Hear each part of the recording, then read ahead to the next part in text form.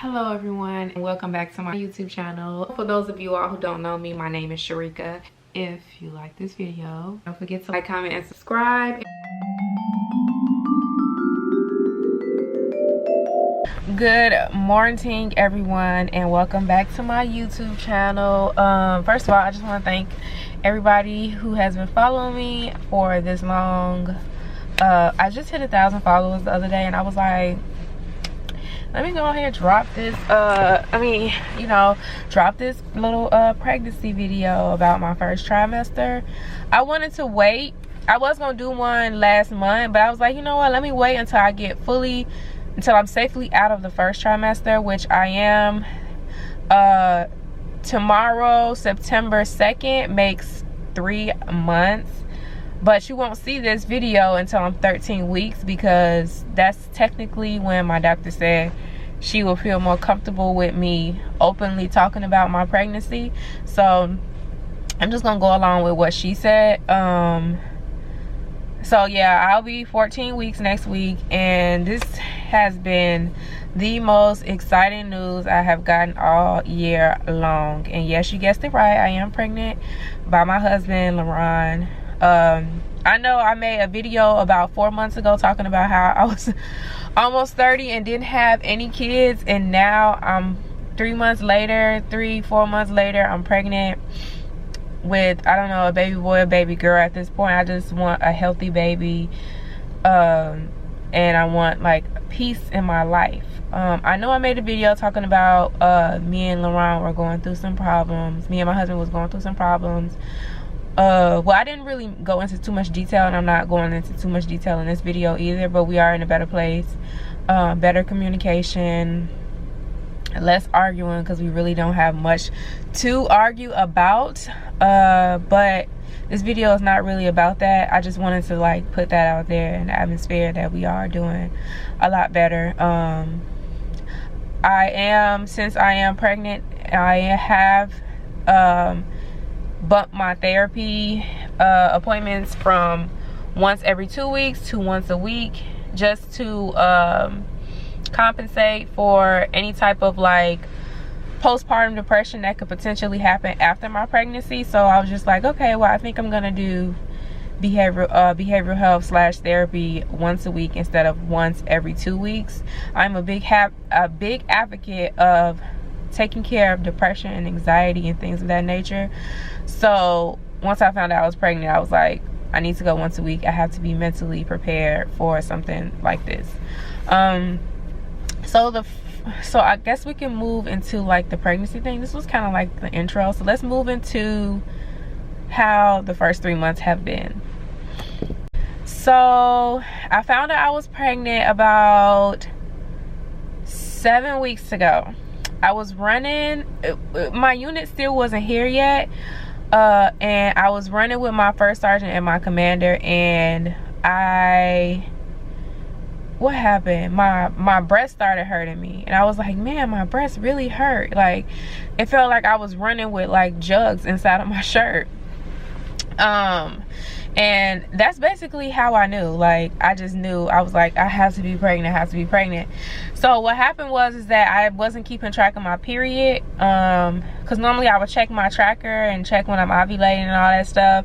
Not that me and LaRon were trying to get pregnant. I mean, we were having sex regularly, but I don't think that, you know, we were intentionally trying to get pregnant, because this came out of nowhere. I didn't even think I could get pregnant, but we're gonna talk about that later in the video. So I was running and my breast was hurting me, and then I checked my calendar and I was a day late. I am one of those girls who have a normal period, meaning that every 28 days, that's how my cycle works. Every 28 days I have a period. It's not 29, it's not 30, it's not 31, it's 28 days, and my periods are 3 to 5 days.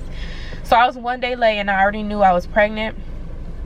So I went ahead and I took a pregnancy test 2 days later, and it did confirm that I was pregnant. So the first person I called was Sharice, which I know I should have called my husband first, but I called my sister first, and yeah, I told her that I was pregnant, and I showed her my pregnancy test, and I was like, look, everybody is happy for me, especially. I'm really excited. I mean, if I have a girl, I would be happy, but if I have a boy, I would be happy too, because then my nephew would have somebody to play with that's a boy, and I know he would really enjoy, you know, having a boy cousin, because my sister doesn't know when she's having any more children, so I know he would enjoy having like a boy cousin, or, you know, a boyfriend that he can like be like grow with, you know. They could be best friends and real close, like me and my sister. We're like, what, 2.5, 3 years apart from each other, so that's what basically what Ethan and my child will be. They will be about 2.5, 3 years apart from each other, which will be very exciting. I haven't really had any morning sickness except for recently. Yesterday I threw up. Other than that, I'm just tired sometimes. At first I was a little bit nauseous, but that's because I wasn't eating healthy, or how I was eating before I got pregnant, so my body was like going through something different. But now, like, I'm back on track with my eating schedule, and how I eat. I was still eating the same way that I was eating before I got pregnant.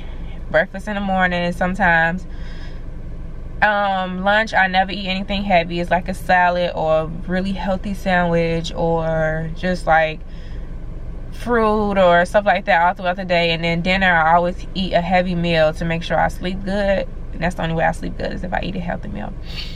But LaRon has been sick, and he has had like headaches and stuff like that, so that's good for him. That he has all of my pregnancy symptoms, because he has done nothing but stress me out. So this is God telling him, here you go, here's a baby and all of the symptoms your wife is supposed to have. And I just think so far it has been a very great experience. When I heard the baby heartbeat, that's when I told everyone about it, but I really haven't been speaking too much on it, because you just never know. So that's really it for the first 3-month experience.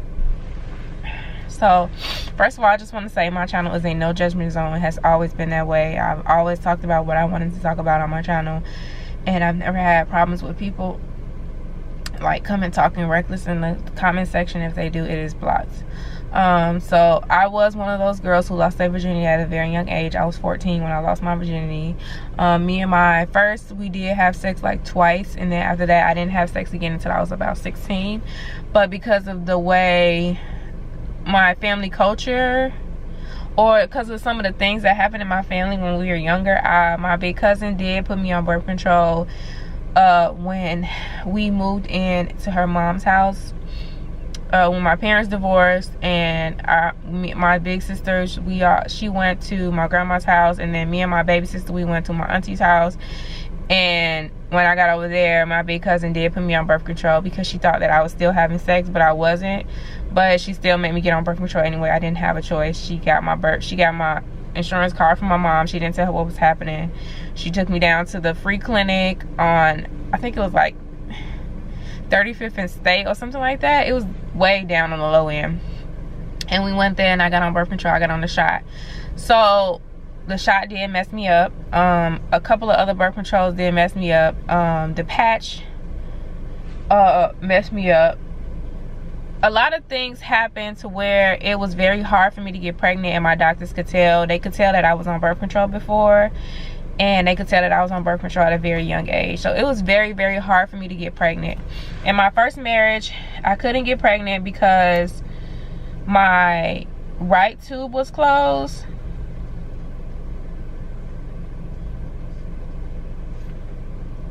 Hold on.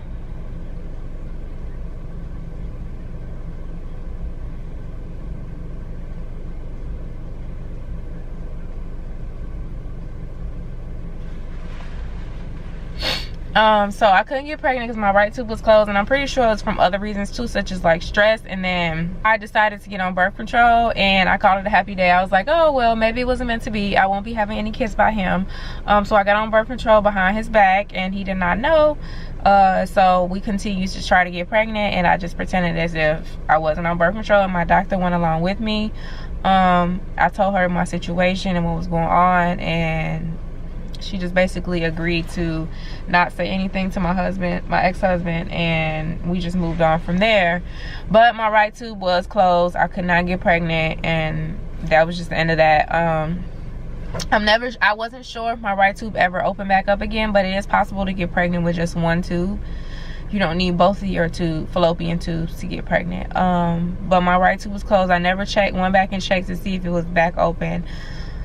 So that happened. 2 years later, I met LaRon when I was in Hawaii, but I was not pregnant. I was married when I met him. So he never tried to like talk to me or try to like become like involved with me because I was married. But once he found out I was getting a divorce, he did, you know, start like texting me and stuff like that, but not like on a friend level. He wanted to get to know me and take me out, blah blah blah, you know, the regular lies that men tell. So we started talking and hanging out and blah blah. I didn't necessarily want children, but once we got married and like a year into our marriage, I wanted to have a baby.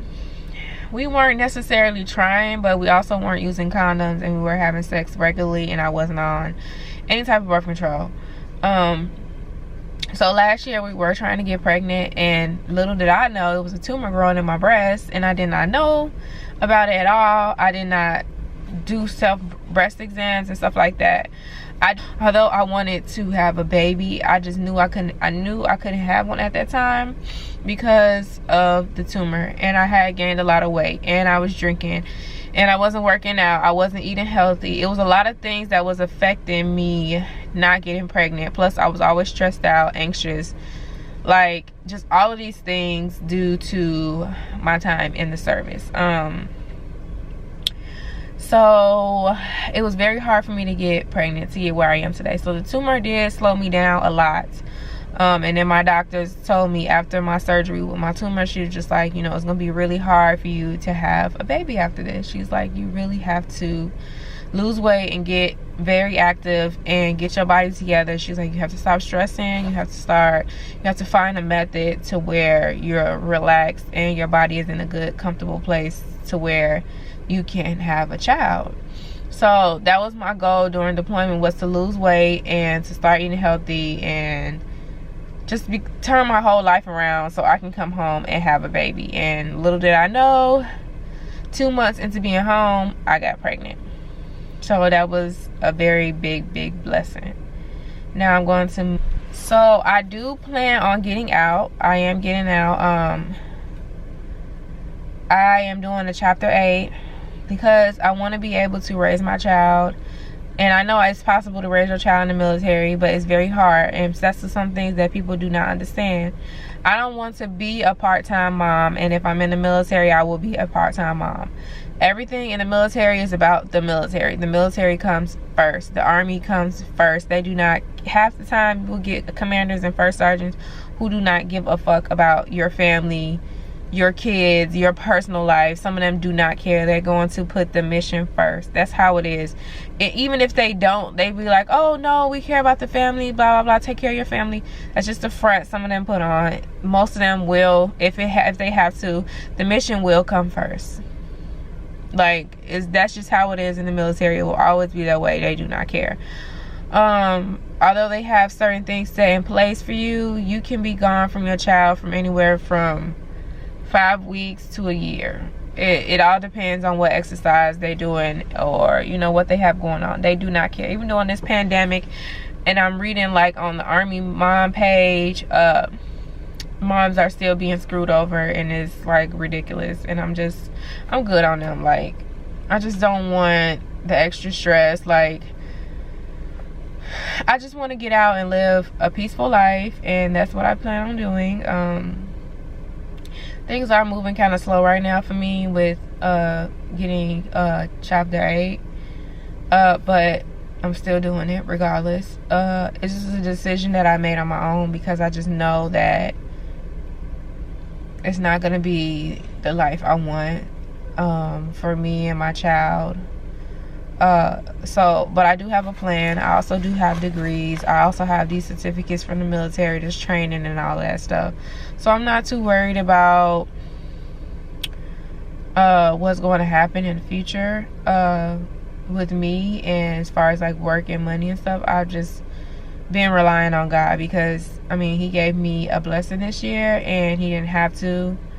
So I'm just overall thankful for this blessing, and I'm going to make sure that nothing happens to me or my child. So I guess I am leaving the military. I'm leaving all of this stress behind. Someone else can have it. And I'm just gonna go and live a normal life like before I joined the military. I'm happy that I do have a husband. He doesn't want me to leave, but if I do leave, we're still gonna be okay. We're gonna be okay. I know this. I know some people probably don't have faith in, you know, what I'm trying to do. They don't see like the point of me leaving the military, but so this is the end of the video. I've talked about my first trimester. I told you all about how hard it was for me to get pregnant. I'm telling you all that I am leaving the military. So the next video will be about some of the problems that I've had while pregnant. I didn't really talk too much about my blood clot that they found, because I want to get another checkup on it.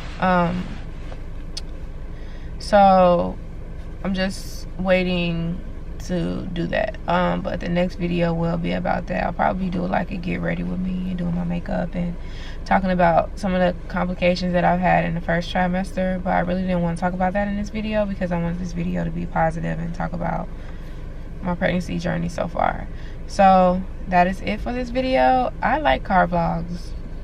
Not really driving or moving around anywhere, just sitting down and talk to y'all. And I have a medium strawberry lemonade acai from Starbucks, grande, whatever y'all want to call it. So I will see y'all in the next video, and y'all stay safe and be positive, and thank God that you're here, and peace.